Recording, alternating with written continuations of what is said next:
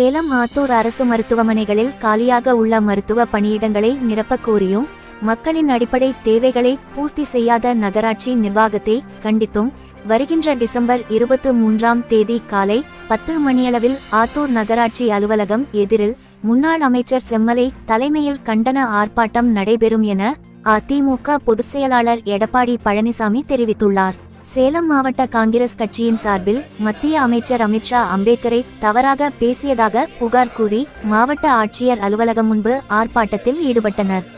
அமித்ஷா பதவி விலக வேண்டும் என்றும் அவர் நாட்டு மக்களிடம் மன்னிப்பு கேட்க வேண்டும் என்றும் கோஷங்கள் எழுப்பி 100க்கும் மேற்பட்டோர் ஆர்ப்பாட்டம் செய்தனர்.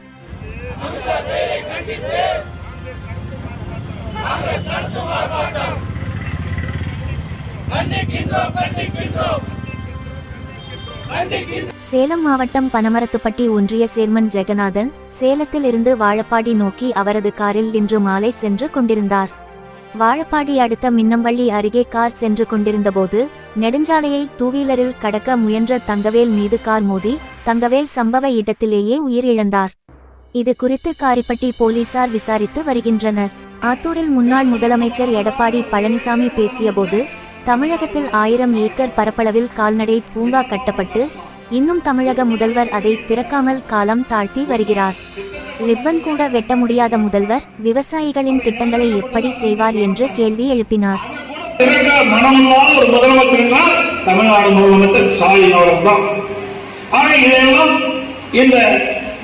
சேலத்தில் உலர் சாம்பல் பிரிட்ஜ் தயாரிப்பாளர்கள் மாநில பொதுக்குழு கூட்டம் சேலத்தில் இன்று நடைபெற்றது. மத்திய அரசு உலர் சாம்பல் மீதான GST வரியை 5% குறைக்க வேண்டும் என்ற பல்வேறு தீர்மானங்கள் நிறைவேற்றப்பட்டன. IJK கட்சியில் இருந்து விலகி 2000க்கும் மேற்பட்ட நிர்வாகிகள் ஆத்தூரில் இன்று முன்னாள் முதல்வர் எடப்பாடி பழனிசாமி தலைமையில் அதிமுகவில் இணைந்தனர்.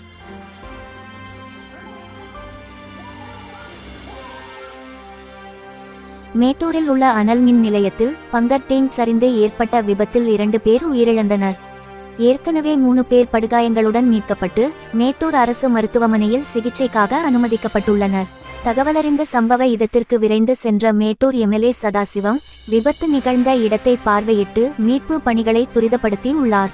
சேலத்தில் நில அளவையர் சங்கத்தின் மாநில துணைத் தலைவர் முருகேசன் கூறுகையில் வருகின்ற ஜனவரி மாதம் 22, 23 ஆகிய தேதிகளில் 48 மணி நேர வேலை புறக்கணிப்பு போராட்டத்தில் ஈடுபட உள்ளதாகவும் அதற்கு முன்னதாக தமிழக அரசு தங்களை அழைத்து பேசி தங்களது கோரிக்கைகளை நிறைவேற்ற வேண்டும் என்று தமிழக அரசுக்கு எச்சரிக்கை விடுத்துள்ளார். இதுவரை நடைமுறையில் மாற்றி இயக்குநரோட அதிகாரத்துக்கு பெற்று செல்லப்பட நடவடிக்கை மேற்கொள்ளப்பட்டு வருகிறது.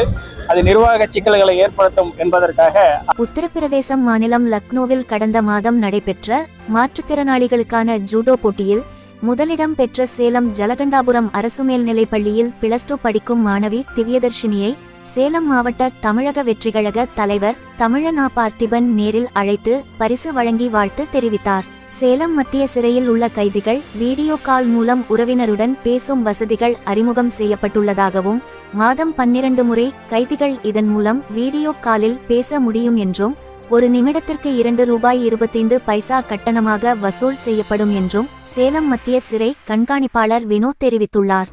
டிசம்பர் 20ஆம் தேதி சனிக்கிழமை மின்தடை பகுதிகள் தொப்பூர் துணை மின் நிலையத்தில் பராமரிப்பு பணிகள் காரணமாக தொப்பூர் செக்காரப்பட்டி கம்மம்பட்டி எருமப்பட்டி குண்டுக்கல் தளவாய்ப்பட்டி சென்னாரெட்டியூர் மூக்கனூர் தீவட்டிப்பட்டி சோழியனூர் உள்ளிட்ட பகுதிகளிலும் தும்பல் துணை மின் நிலையத்தில் பராமரிப்பு பணிகள் காரணமாக மாமாஞ்சி ஈச்சங்காடு தொட்டிதுறை கருமந்துறை மன்னியார்பாளையம் மணியார்குண்டு தேக்கம்பட்டுபுதூர் கரியகோயில் குன்னூர் அடியனூர் பாப்பநாயக்கன்பட்டி தும்பல் இடையப்பட்டி நெய்யமழை குமாரபாளையம் ஆகிய பகுதிகளிலும் நாளை காலை 9 மணியிலிருந்து மதியம் 2 மணி வரை மின்விநியோகம் நிறுத்தப்படுகிறது.